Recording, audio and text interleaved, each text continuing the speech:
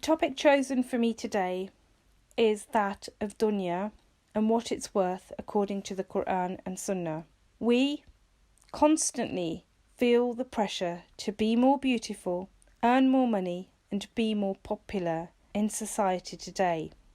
It's the way of the world right now and can be physically and mentally exhausting. This is fueled by a culture of constantly comparing our lives to others, aided and made worse by social media platforms and celebrity culture, particularly in the West.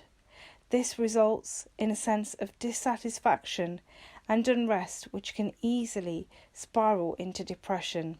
Our beloved Prophet Muhammad ﷺ said, "By Allah, I am not afraid that you will worship others besides Allah after me, but I am afraid that you will compete with each other for the pleasures of this world." And this was reported in Bukhari. This is exactly what is happening today. The Prophet ﷺ has said that those who chase the dunya will never catch it. On the other hand, those who abandon the dunya, then the dunya chases after them. We find the dunya so attractive and alluring, but do we know what the dunya actually is? It literally means to be of the lowest, and it is a word used in the Quran and Sunnah to describe the temporal life. This is how we should view dunya. The Prophet ﷺ was walking by the market in Medina. He found a dead Gedi. Gedi is the son of a goat. Its ears were chopped off and it was also rotting. The Prophet ﷺ picked up the Gedi and asked the Sahaba, "Who amongst you would buy this dead goat?" The Sahaba said, "Who in the world would buy such a thing?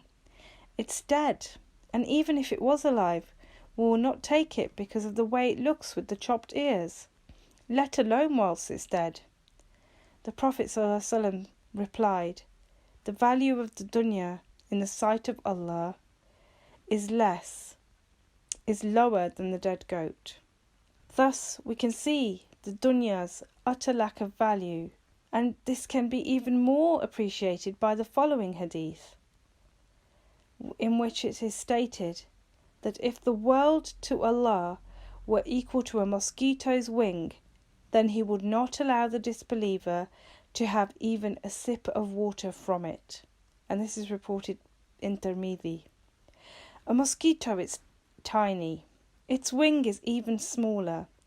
Look how small the value of the dunya is to Allah. The Prophet ﷺ said, "Whoever makes this world his most important matter, Allah would confound his affairs and make poverty appear before his eyes, and he will not get anything from the world except what has been decreed for him. Whoever makes the hereafter his most important matter, Allah will settle his affairs and make him content in his heart, and the world will come to him although he does not want it." And this is reported by Ibn Majah. By preparing for the Akhirah, one's dunya is taken care of. Focus on Allah, and Allah will take care of your every affair. What is our sole aim in life? As we know, in the Quran it states, "And I did not create the jinn and mankind except to worship me." Quran, Surah 51, verse 56.